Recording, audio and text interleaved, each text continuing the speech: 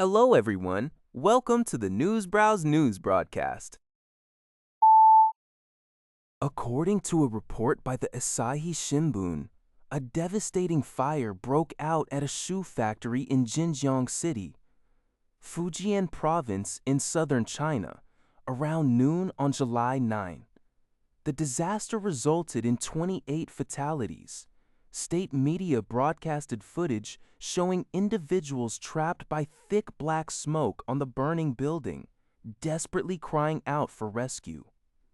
Following the incident, local authorities detained the individuals responsible for the enterprise. In response to the high number of casualties, Chinese President Xi Jinping issued urgent instructions, noting that a series of major accidents have occurred since the beginning of the year. He ordered thorough investigations to identify risks and eliminate hidden safety hazards. This tragedy follows other recent industrial disasters in China, including a fireworks factory explosion in Luoyang, Hunan Province, in May that killed 37 people, and a coal mine explosion in Changji, Shaanxi Province, which claimed the lives of 82 people.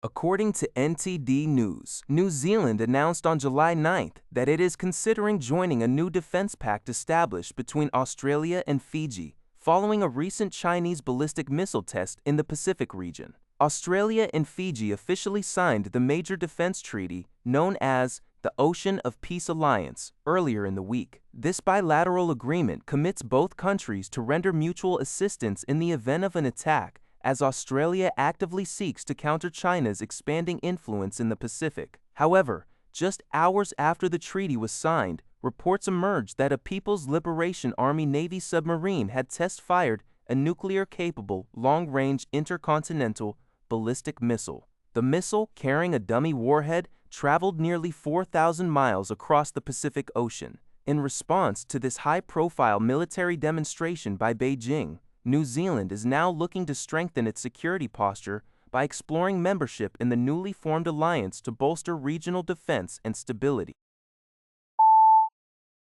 According to NBC News, Ukraine's security service, SBU, has found the body of Anastasiia Berezovska in Kyiv. Berezovska, a 39-year-old Ukrainian national, was wanted by authorities in Monaco and was the subject of an Interpol Red Notice. She was suspected of carrying out a June 29th bomb attack in Monaco that targeted Ukrainian business tycoon Vadim Yermoliev and his family, which injured 3 people, including a child. The SBU announced that an active officer serving in Ukraine's military intelligence agency confessed to killing Berezovska, claiming he acted on his own initiative. A former law enforcement officer allegedly assisted him in the murder.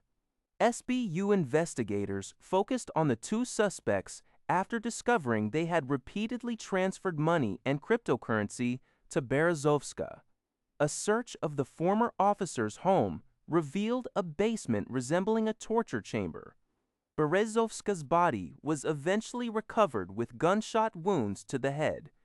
Both men have been detained on suspicion of premeditated murder, and the SBU has shared its findings with Monaco's investigators.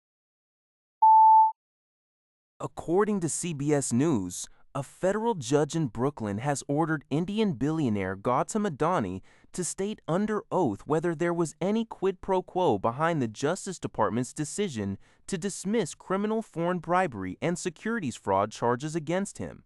U.S. District Judge Nicholas G. Garofis gave Adani until July 15th to answer whether he is aware of any promises, offers, or agreements made in exchange for dropping the indictment.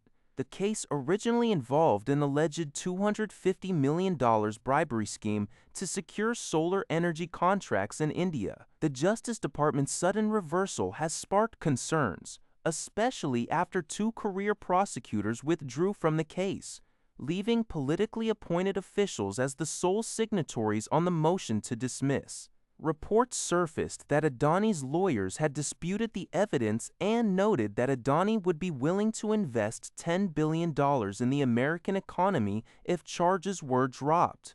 Although senior DOJ official Trent McCotter pushed back against the judge's inquiry, claiming the dismissal was based purely on the merits of the case, Judge Gautam indicated that these developments raise unprecedented concerns over a potential improper bargain.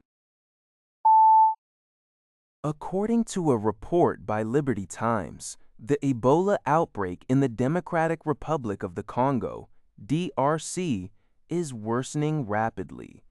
The World Health Organization, TEL, released updated statistics showing that the death toll from the virus has reached 600, a tragic increase of 100 deaths in just 3 days.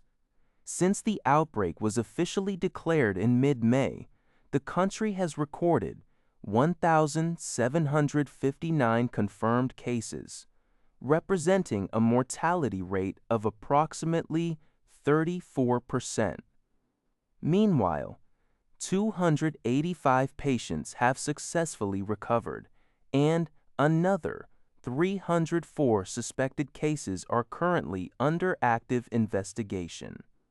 The outbreak is heavily concentrated in the northeastern region of the DRC, particularly in Ituri province, with cases spanning across 4 provinces. The impact of the virus has also been felt in neighboring Uganda, which has reported 20 confirmed cases, resulting in 17 recoveries and 2 deaths. Health authorities continue to monitor the situation closely to contain the highly contagious disease. That's all for this video. Thank you for watching. See you in the next video.